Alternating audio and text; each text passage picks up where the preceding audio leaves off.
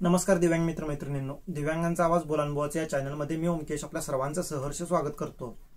पहिला मला प्रश्न विचारायचा आहे, ते पण आपल्या सत्तेत बसलेल्या सरकारला, म्हणजे मुख्यमंत्री असतील, दोन्ही उपमुख्यमंत्री असतील यांना, परत जे काही 12 मंत्री होते बच्चूभाऊंच्या मीटिंगला, किंवा बच्चूभाऊंच्या म्हणण्यापेक्षा तुमच्या मीटिंगला बच्चूभाऊ आले होते, तर त्या 12 मंत्र्यांना सुद्धा मला प्रश्न विचारायचा आहे की असं का, हे दिव्यांगांच्या बाबतीत का केलं जातं, नेहमीच असं का होतं? कारण बाकीच्या गोष्टींमध्ये ज्या वेळेला तुम्हाला काहीतरी हे करायचं असतं, निर्णय घ्यायचे असतात किंवा काही गोष्टी असतात, तर त्याच्या वेळेला तुम्ही सगळे पुढे येता। पण मला काल जे काही आपलं झालेलं आहे, घडलेली गोष्ट, म्हणजे 3 जुलैला जी काही गोष्ट घडलेली आहे किंवा जे मीटिंगमध्ये घडलेलं आहे त्याच्या बाबतीत आपण बोलणारच आहोत। पण मीटिंग नंतर काय झालं त्याच्या बाबतीत पहिला सुरुवातीला बोलतोय आणि मगच आपण आपल्या व्हिडिओकडे किंवा मुद्द्याकडे येऊया की त्यातून काय मिळालं, त्या मीटिंगमधून काय मिळालं वगैरे वगैरे, त्याच्या बाबतीत आपण चर्चा करूया। मीटिंग झाली, ठरलेल्या वेळेनुसार मीटिंग होती। ती मीटिंग झाल्यानंतर बच्चूभाऊ प्रेस कॉन्फरन्सला येतात किंवा बच्चूभाऊ सगळ्या प्रश्नांचे उत्तर देतात। प्रेस कॉन्फरन्समध्ये जे काही पत्रकार असतात तर त्या पत्रकारांच्या प्रश्नांचे उत्तर देतात। मग त्या 12 मंत्र्यांपैकी एकही मंत्री का नाही आला किंवा आले नाहीत का, त्यांनी त्या बच्चूभाऊंच्या पत्रकार परिषदेत यायचं, जाऊ दे तिकडे, यायचं नव्हतं ना, जाऊ दे, पण स्वतःची पत्रकार परिषद घ्यायची होती किंवा स्वतः पत्रकारांसमोर येऊन सांगायला पाहिजे होती की बाबा मीटिंगमध्ये या गोष्टी घडल्या किंवा हे झालं। ज्या वेळेला बावनकुळेजी 30 तारखेच्या मीटिंग, म्हणजे 30 तारखेला ज्या वेळेला पुरवणी मागणीमध्ये नाव येत नाही किंवा पुरवणी मागण्यामध्ये दिव्यांगांचा प्रश्न येत नाही, त्यावेळेला येऊन सांगतात की आम्ही 3 तारखेला मीटिंग बोलवली आहे म्हणून। त्याच्या आधीचं घ्यायचं झालं तर 13 तारखेला ज्या वेळेला बच्चूभाऊंच्या जवळ आले होते बावनकुळेजी, बच्चूभाऊजी ते उपोषणाला बसले होते, तर तिथं सुद्धा पत्रकार परिषद ज्या वेळेला सभेमध्ये बोलल्यानंतर पत्रकारांनी प्रश्न विचारल्यानंतर प्रश्नांची उत्तर द्यायला स्वतः समोर आले होते। तसंच उदय सामंतजी सुद्धा आले होते। मग या वेळेला महत्वाची गोष्ट होती की आपण काहीतरी निर्णय घेतलेले आहेत किंवा आपण काहीतरी मीटिंगमध्ये ठरवलंय, तर ते ठरवलेले ज्या काही गोष्टी असतील तर ते जनतेसमोर आणायचं, ते दिव्यांगांसमोर आणायला पाहिजे होतं, तर ते का आणलं नाही? बाकीच्या गोष्टींना मात्र वेळ आहे आपल्याकडे। मग ते आता का चालू असलेला धगधगता विषय म्हणजे जो काही भाषेचा विषय चालू आहे, हिंदी मराठीचा जो काही विषय चालू आहे, तर त्यामध्ये स्वतः मुख्यमंत्री येऊन दररोज प्रेस कॉन्फरन्सला किंवा पत्रकारांच्या उत्तरांना उत्तर देत आहेत। म्हणजे कोणाची प्रतिक्रिया आली असती तर त्याच्या प्रतिक्रियेचं किंवा प्रश्नांचं उत्तर स्वतः मुख्यमंत्री येऊन देतात। एकनाथजी शिंदे असतील, अजित पवार जे असतील किंवा बावनकुळे जे असतील किंवा आशिष शेलार जे असतील, हे सगळे येऊन देत आहेत। मग हे ज्या वेळेला एवढं मोठी मीटिंग होती, कारण जवळपास मरणाच्या दारातून तो माणूस बाहेर आलाच आहे, कारण 7 दिवस उपाशी राहून किंवा 7 दिवस उपवास राहून धरून तो अक्षरशः मरणाची झुंजत होता। तर ते झुंजल्यानंतर तो एका विशिष्ट समाजासाठी तो उपोषणाला बसला होता तिथं। तर त्या व्यक्तीचा आदर ठेवून तरी किंवा त्या व्यक्तीच्या शब्दाला मान देऊन तरी आपण पत्रकार परिषद घ्यायला हवी होती। तर त्या प्रश्नाचं उत्तर आम्हाला दिलं पाहिजे की का आला नाहीत तुम्ही, का पत्रकारांच्या समोर आलेले नाहीयेत? बरं, आता काय झालं निर्णय ते सांगणारच आहे, पण घटना कशी घडली परत एकदा मी सांगतो। तर बच्चूभाऊ 8 जूनला उपोषणाला बसले होते, हो ना। 8 जून ते 14 जून पर्यंत उपोषण चाललं। 14 जूनला ज्यावेळेला उदय सामंतजी यांनी लेखी आश्वासन घेऊन आल्यानंतर, लेखी आश्वासन आम्ही मागितलं होतं बरोबर आहे, पण लेखी आश्वासनची तारीख तुम्हीच ठरवला होता ना, या तारखेला निर्णय घेतले जातील, तसं तारीख आणि निर्णय ते घेऊन आले होते। तारीख होती 30 जूनची। 30 जूनला आम्ही जे काही पुरवणी मागण्यांमध्ये दिव्यांगांची पेन्शन बाबतीत किंवा दिव्यांगांची पेन्शन वाढ केली जाईल म्हणून सांगण्यात म्हणजे आलं होतं त्या लेखीमध्ये। पण 30 जूनला ज्यावेळेला पुरवणी मागण्या आल्या तर त्यावेळेला सुद्धा ती मागणी मान्य केली नाही। बरं चला, आपण राहू दे म्हणलं, एक चूक होऊ शकते किंवा काहीतरी कारण असू शकतात, त्यामुळे तुम्ही ते मीटिंग घेऊ शकला नाही किंवा तिथं विधानसभेमध्ये ते पटलावरती आणू शकला नाही, असं आम्ही समजू शकतो। पण त्याच्यानंतर बावनकुळे जे येतात आणि स्वतः तारीख दुसरी देतात। दुसरी तारीख कोणती देतात? 3 तारीख देतात। 3 जुलै 2025 तारीख दिली जाते। 4 वाजल्यापासून 10:30 पर्यंत रात्री ही बच्चूभाऊंना वेळ दिलेली आहे किंवा बच्चूभाऊंच्या ज्या काही प्रश्नांसाठी वेळ दिलेला आहे, आणि त्यामध्ये प्रश्न जी काय आहेत, मग तुम्ही स्वतःच्या मुखातून तुमच्या शब्द आला होता बावनकुळेजी की शेतकऱ्यांचा प्रश्न असेल किंवा दिव्यांगांची पेन्शन वाढवण्या बाबतीत असेल किंवा दिव्यांगांचे जे काही प्रश्न असतील किंवा जे काही अडकलेले मुद्दे आहेत तर ते असतील किंवा बाकीचे कष्टकरी कामगार सगळ्यांचे जे काही मुद्दे असतील तर त्यासाठी आम्ही 6.5 तास दिलेले आहेत म्हणून सांगता तुम्ही। बरं, 6.5 तास दिलेले आहेत म्हणून सांगता 3 तारखेच्या मीटिंगसाठी। तर 3 तारखेला ज्या वेळेला बच्चूभाऊ स्वतः तिथे मीटिंगमध्ये हजर असतात, बच्चूभाऊ असतात, जवळपास 12 मंत्री महोदय तिथे हजर असतात। 12 मंत्र्यांबरोबर मीटिंग होते, जवळपास 4.5 तास मीटिंग होते। 4.5 तास वेगवेगळ्या दालनांमध्ये मीटिंग होते ती, आणि बावनकुळेजींच्याच दालनामध्ये मीटिंग होते, आणि त्यामध्ये सुद्धा निर्णय निघत नाही। का निघला नाही किंवा त्याचं स्पष्टीकरण का आलं नाही? भाऊ सुद्धा स्पष्ट बोलू शकले नाहीयेत। भाऊंनी सुद्धा स्पष्ट सांगितलेलं नाही की पेन्शन वाढ झालेली आहे किंवा पेन्शन वाढ या अमुक तारखेला केली जाईल म्हणून. बच्चूभाऊ ज्या वेळेला मिटिंगमधून बाहेर आले, सगळ्या प्रश्नांची उत्तरं त्यांनी दिली, स्पष्टरित्या दिली. पण जी दिव्यांगांची पेन्शन होती तर त्या दिव्यांगांच्या पेन्शन बाबतीत का फिक्स डेट सांगू शकत नाही किंवा फिक्स निर्णय का घेतला जाऊ शकत नाही, माझा हा प्रश्न आहे सरकारला पण. आणि सरकारमध्ये बसलेल्या जे काही मंत्री महोदय आता त्यांच्यामध्ये त्यांचाच एक पाडा वाचून दाखवतो आता मी, जे काही त्यांनी निर्णय घेतलेले आहेत ते. तर लाडक्या बहिणीचा निर्णय घेतला, लाडक्या बहिणीचा निर्णय आज घेतला, काही क्षण सुद्धा जाऊ दिले नाहीत, तर ते लागू डायरेक्ट GR काढण्यात आला. परत मराठी हिंदी भाषेचा निर्णय तो सुद्धा तात्काळ घेतला गेला होता. परत त्याला विरोध झाल्यानंतर तुम्ही तात्काळ तो एका संध्याकाळीच तुम्ही माघार घेतला. म्हणजे जे 5 तारखेचा मोर्चा आहे हे समजलं, 5 तारखेचा मोर्चा मोठ्या प्रमाणात होणार आहे किंवा अन्य तुम्ही कोणताही अभ्यास केला असेल मला नाही माहिती, मुख्यमंत्री असतील, दोन्ही मुख्यमंत्री असतील, यांनी जे काही त्यांचे सचिव असतील त्यांनी जे काय तुम्ही त्याचा परिणाम होईल याचा विचार केला आणि तुम्ही थेट लगेच ते दोन्ही GR रद्द केले. तुम्ही दोन्ही GR लगेच रद्द केले. हे रद्द करण्यासाठी तुम्ही रद्द करू शकता किंवा निर्णय कोणते घेऊ शकता. लाडकी बहीण असेल किंवा महागाई भत्त्यामध्ये 2%, 4%, प्रत्येक अधिवेशनामध्ये किंवा प्रत्येक अर्थसंकल्पामध्ये महागाई भत्ता सरकारी कर्मचाऱ्यांची वाढवू शकता. त्याच्यासाठी तुमच्याकडे पैसे आहेत. परत त्याच्यासोबतच तुमची पगार म्हणजे जे काही आमदारांचे पगार असतात तर ते आमदारांचे पगार दर अधिवेशनामध्ये किंवा दर अर्थसंकल्पामध्ये थोडी बहुत वाढवून घेता तुम्ही. तर त्याच्यासाठी वेळ असतो, ते तात्काळ निर्णय घेतले जातात, त्याचे GR तात्काळ निघतात. मग दिव्यांगांच्याच बाबतीत हे असं का केलं जातंय? मग हे फक्त सरकारी निर्णयापर्यंत थांबत नाही, तुम्ही बाकीचे निर्णय घेता. मग ते मोठमोठाले जे काही व्यावसायिक असतील तर त्या व्यावसायिकांना जे काही कर्जमाफी देतात तर त्यासाठी सुद्धा तात्काळ निर्णय घेतले जातात. परत दुसऱ्या योजना असतील तर त्या योजनेसाठी सुद्धा तात्काळ घेतले जातात. पण मग दिव्यांगांच्या बाबतीत दिव्यांगांचे ST प्रवास सूट करणं असेल किंवा अंत्योदयमध्ये दिव्यांगांना घेणं असेल किंवा दिव्यांगांची कर्जमाफी करणं असेल, दिव्यांगांना रोजगार निर्मिती करणं असेल, दिव्यांगांचं आरक्षण वाढवणं असेल किंवा दिव्यांगांची सगळ्यात महत्वाची गोष्ट म्हणजे पेन्शन वाढ असेल, पेन्शन वाढीचा सुद्धा मुद्दा तुम्हाला डेट देता येत नाहीये किंवा तुम्हाला पेन्शन वाढवताही येत नाही. फक्त वाढवली जाईल म्हणून सांगण्यात येतंय. मग ते बावनकुळे जे असतील यांच्याकडून असेल किंवा उदय सामंत जी असतील यांच्याकडून असेल किंवा मग मुख्यमंत्री आणि उपमुख्यमंत्री तर याच्यावरती भाष्यच करत नाहीयेत, भाषाच नाहीये त्यांची. तर हे असं का, हे फक्त मला विचारायचं आहे. तर मीटिंग झाली, तर मीटिंगमध्ये काय घडलं हे सांगतो मी तुम्हाला. मीटिंगमध्ये चर्चा जवळपास 4.5 तास झाली. मग ती फक्त दिव्यांगांच्यावरती चर्चा होती का? तर नाही, कदापि नाही. दिव्यांगांच्यावरती चर्चा झाली नाहीये, त्यामध्ये जास्ती चर्चा झालेली नाहीये. फक्त पुढची तारीख दिलेली आहे भाऊंना, तारीख पण दिलेली नाहीये, वेळ दिलेला आहे पुढचा फक्त वेळ दिलेला आहे बच्चूभाऊंसाठी, म्हणजे बच्चूभाऊंना चर्चा करण्यासाठी. बाकीचे मग शेतकऱ्यांचे, कष्टकऱ्यांचे हे जे काही निर्णय झाले तर झाले ते, पण बाकीचे निर्णय जे काही व्हायला हवे होते मग ते अंत्योदय बाबतीत झाले का? तर हो, दिव्यांगांच्या अंत्योदय बाबतीत जे काही GR असेल किंवा जे काही गोष्टी असतील, परिपत्रक असेल तर ते काढण्याचं आश्वासन दिलेलं आहे बच्चूभाऊंना. मग दिव्यांगांच्या बाबतीत बाकीचं जे काही दिव्यांगांना MRGS मध्ये आणणं त्यासाठी प्रयत्न केले जातील. दिव्यांगांना पेरणीपासून ते कापणीपर्यंत जे काही मध्ये इन्क्लूड करून घ्यायचं तर ते त्यामध्ये सुद्धा निर्णय म्हणजे आश्वासन दिलेलं आहे. त्यामध्ये दिव्यांग असतील, विधवा महिला असतील यांना घेतलं जाईल म्हणून सांगण्यात आलेलं आहे. पण दिव्यांगांचे जे काही महत्वाचे मुद्दे होते मग त्या महत्वाच्या मुद्द्यांवर चर्चा झाली, थोडी बहुत झाली. पण बच्चूभाऊ सुद्धा स्वतः पत्रकार परिषदेमध्ये सांगतात की दिव्यांगांची पेन्शन या अधिवेशनामध्ये वाढवली जाईल म्हणून. पण तारीख सांगू शकले नाही बच्चूभाऊ सुद्धा. कारण बच्चूभाऊ कसं सांगू शकतील? कारण बच्चूभाऊंनाच तारीख ती दिली गेलेली नाही आहे. मग ते 12 मंत्र्यांकडून असेल किंवा देवेंद्र फडणवीस जे असतील किंवा अजित पवार जे असतील किंवा एकनाथजी शिंदे असतील यांच्याकडून कुणाकडून ही तारीख दिली गेलेली नाही आहे. तर या मीटिंगमधून भरपूर वेळ मीटिंग चालली, जवळपास 4.5 तास मीटिंग चालली, 4.5 तास 12 मंत्र्यांसोबत चर्चा झाली. पण शेवटी काय झालं? शेवटी म्हणजे या मीटिंगचा जे काही निकाल असतो तर तो निकाल काय लागला, 2 शब्दात जर सांगायचं झालं तर जे काही दिव्यांग मंत्री आहेत तर त्या दिव्यांग मंत्र्यांनी बच्चूभाऊंना वेळ दिला नाही किंवा बच्चूभाऊंसोबत चर्चा त्यांची झाली नाही. बाकीचे जे काही शेतकरी कृषी मंत्री असतील, कृषी मंत्र्यांसोबत चर्चा झाली. परत बाकीचे जे काही मंत्री होते 10-11 मंत्री तर त्यांच्यासोबत चर्चा झाली. पण दिव्यांग मंत्री जे आहेत तर त्यांच्यासोबत चर्चा झालेली नाहीये किंवा अन्य कोणते मंत्री एक ठराविक 2-4 मंत्र्यांसोबत सुद्धा चर्चा झाली नाही. मग ते निलेश राणे जे असतील यांच्यासोबत सुद्धा चर्चा झाली नाही. ती चर्चेसाठी वेळ मागून घेतलेली आहे. म्हणजे जोपर्यंत दिव्यांग मंत्रालयाचे मंत्री आहेत तर त्यांच्यासोबत चर्चा होत नाही तोपर्यंत पेन्शन वाढ दिली जाणार नाही दिव्यांगांना, असंच या मीटिंगमधून कळतंय. आणि जे काय 3,500 कोटी काय 350 कोटी राखीव रक्कम जी काय 350 कोटी असं काहीतरी राखीव रक्कम दिव्यांगांसाठी दिलेली आहे त्यातूनच दिव्यांगांची पेन्शन वाढवली जाणार आहे. पण ती कधी वाढवली जाणार आहे? म्हणजे वाढवली जाणार आहे असं बच्चूभाऊ सुद्धा म्हणतायत का? बच्चूभाऊंचा मुद्दाच तो आहे, बच्चूभाऊंची मागणीच ती आहे की दिव्यांगांची पेन्शन किमान 6,000 झाली पाहिजे. तर या मागण्या आहेत पण ती तारीख सांगत नाहीयेत.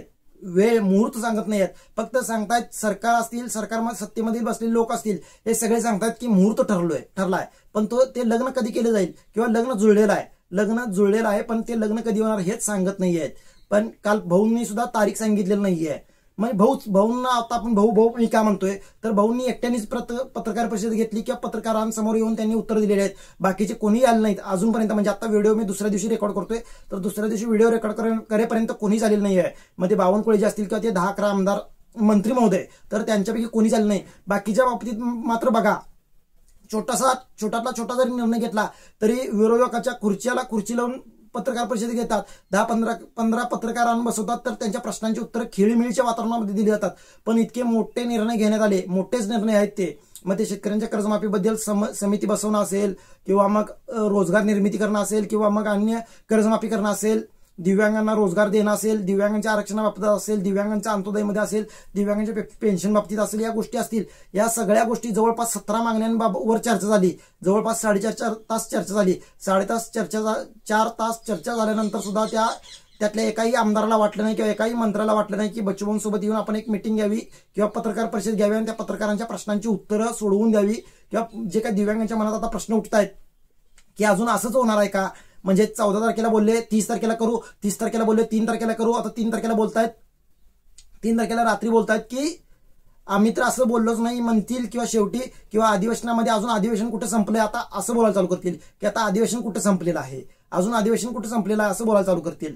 मग त्याच्यामुळे माझी सरकारला विनंती होती की जे काही निर्णय आता त्या मीटिंगमध्ये आलेले आहेत ते अजून बाहेर पडलेले नाही आहेत. बच्चूभाऊंच्या तोंडातून एक बाजूने बाहेर पडलेले आहेत किंवा बच्चूभाऊंच्याकडूनच एका बाजूने फक्त ते मुद्दे बाहेर पडलेले आहेत की पेन्शन वाढ होईल, अंत्योदयचं आणि दिव्यांगांच्या जे काही MRGS मध्ये घेणं म्हणजे मग पेरणीपासून ते कापणीपर्यंत जो दिव्यांग शेतकरी आहे त्यांच्यासाठी आहे ते. तर त्या हे 2-3 मुद्द्यांबद्दल बाबतीत भाऊंनी बोललेलं आहे.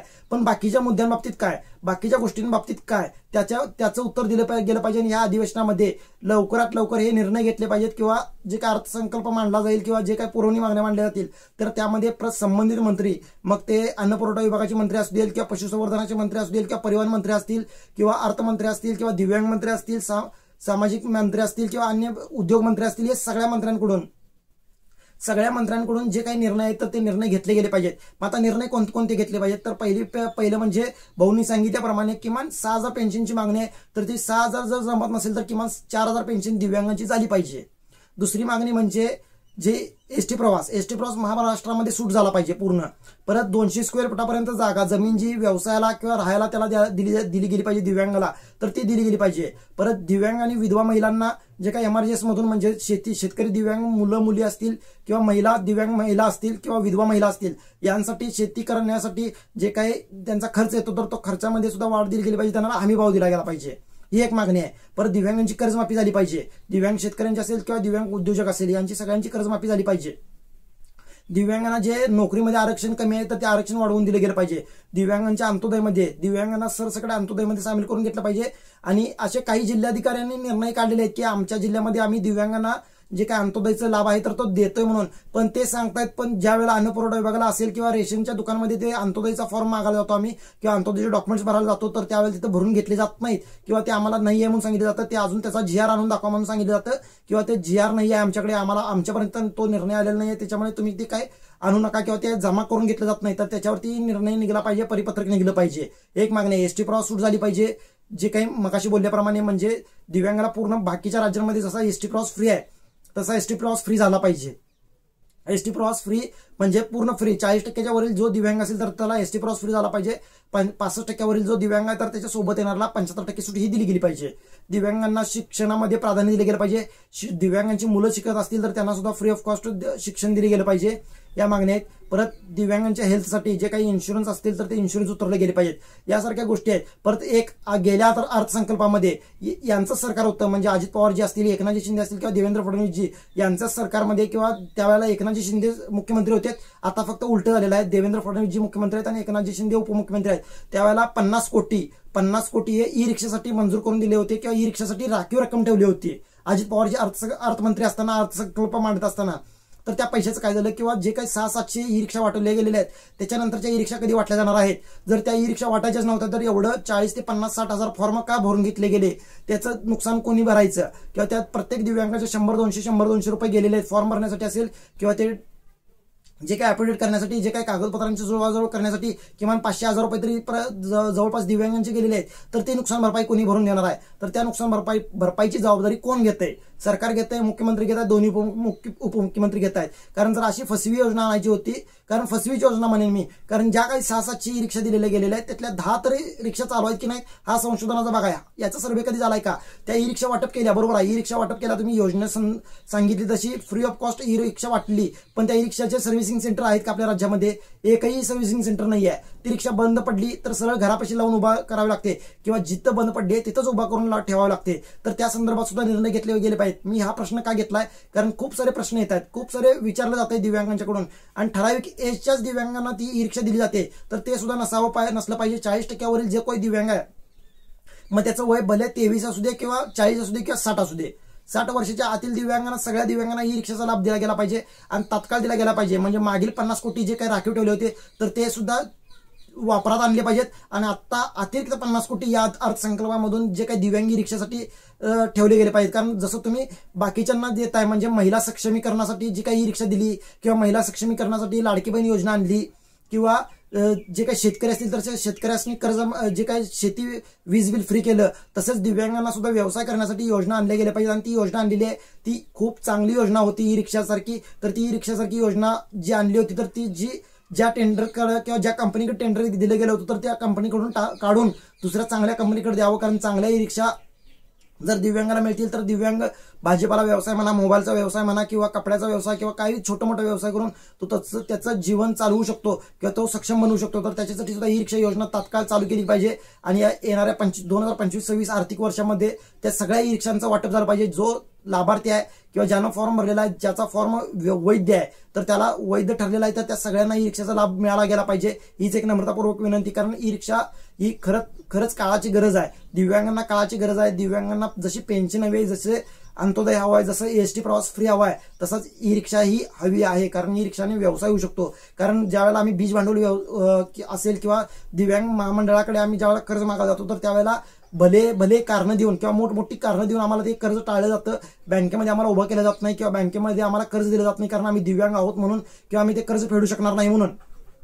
तर त्याला पर्याय म्हणून हे ई रिक्षासारखा व्यवसाय चांगला होता किंवा चांगला आहे, तर तो व्यवसाय दिव्यांगापर्यंत पोहोचावा, शेवटच्या दिव्यांगापर्यंत पोहोचावा, यासाठी परिवहन मंत्री प्रताप सरनाईकजी यांनी प्रयत्न करावेत, आणि ते लवकरात लवकर तात्काळ ई रिक्षा मंजूर करून द्यावेत, आणि त्यांच्यापर्यंत लाभ पोहोचवण्यासाठी प्रयत्न प्रताप सरनाईक जी असतील, एकनाथजी शिंदे असतील, अजित पवार जी असतील, किंवा देवेंद्र फडणवीस जी असतील, यांनी केला गेला पाहिजे. जसं बाकीचा घटक सक्षम बनण्यासाठी आपण प्रयत्न करत आहात, तसंच दिव्यांग समाज ही दिव्यांग घटक ही सक्षम झाला पाहिजे, आणि त्या व्यवसायासाठी घटक सक्षम झाला पाहिजे. जे व्यवसाय करू इच्छितात तर त्यांच्यापर्यंत तो लाभ मिळाला पाहिजे, एवढीच एक विनंती होती. आणि आता तरी तारीख द्या, 3 तारीख सुद्धा उलटून गेलेली आहे, आता तरी तारीख द्या. तारीख देण्यापेक्षा तारीख सुद्धा देऊ नका तुम्ही. अचानक जसं लाडकी बहीण योजना जाहीर केली होती, अचानक जसं शेतकऱ्यांचं वीज माफी केलं होतं किंवा वीज फ्री केलं होतं, तसंच दिव्यांगांची पेन्शन 1-2 दिवसामध्ये जी काही 4000 पेन्शन ही करून टाका, एवढीच एक विनंती होती. प्रताप सरनाईकजींना पण विनंती होती की एसटी प्रवास फ्री करून टाका. अंत्योदय जे अन्नपुरवठा मंत्री आहेत, जे आता आपले छगन भुजबळजी, त्यांनाही विनंती होती की अंत्योदयमध्ये सरसकट दिव्यांगांना लाभ द्यावा, जे नोकरी करत नाहीत किंवा जे जास्तीत त्यांचं दिव्यांगत्व आहे, किंवा 40%वरील ज्यांचं दिव्यांगत्व आहे आणि ज्यांचं 2.5 लाखाच्या आतलं उत्पन्न आहे, त्यांना सरसकट अंत्योदयमध्ये लाभ द्यावा, हे छगन भुजबळजी यांना सुद्धा विनंती होती. ही विनंती करतो, आणि या अर्थसंकल्पामधून किंवा या अधिवेशनामधून हे जे आमचे सगळे निर्णय आहेत तर ते सगळे प्रत्येक मंत्र्यांनी ज्यांच्या विभागात जे काही निर्णय येतात तर ते निर्णय घ्यावेत, ही एक कळकळीची विनंती करतो. मी माझ्याकडून वैयक्तिक बोलत नाही, फक्त म्हणजे जे काही बाकीचे लोक बोलतायत तर त्याला ते फुसून टाका. म्हणजे बाकीचे लोक जी काही टीका करतायत की तुम्ही फक्त बोलता, तुम्ही काहीच करत नाही, फक्त बोलत असता आणि वेळ मारून येता, तर ते फुसण्याचं किंवा ही जी टीका झालेली आहे तर ती टीका फुसण्याची एक सुंदर संधी किंवा सुंदर वेळ आलेला आहे. तर तो सुंदर वेळेला महत्व द्या, किंवा वेळ पाळा, किंवा वेळेला कॅच करा, एवढंच मी मुख्यमंत्र्यांना विनंती करेन. आणि लवकरात लवकर हे निर्णय घ्या. आणि जी काही जनता टीका करते किंवा लोक टीका करते तर त्या टीका न करण्यासाठी किंवा टीका केली ते चुकीचं ठरवण्यासाठी ते टीका खोडून काढण्यासाठी तरी निर्णय घ्या आणि दिव्यांगांना सक्षम बनवा. दिव्यांगांचे जे काही हाल आहेत तर ते हाल बंद करा किंवा संपवा एवढीच एक विनंती करतो. आणि लवकरात लवकर परत एकदा सांगतो की जे काही आम्ही मागण्या आता मागासपासून केलोय तर त्या मागण्या मान्य करा हीच एक कळकळीची विनंती करतो आणि थांबतो. जय महाराष्ट्र, जय दिव्यांग.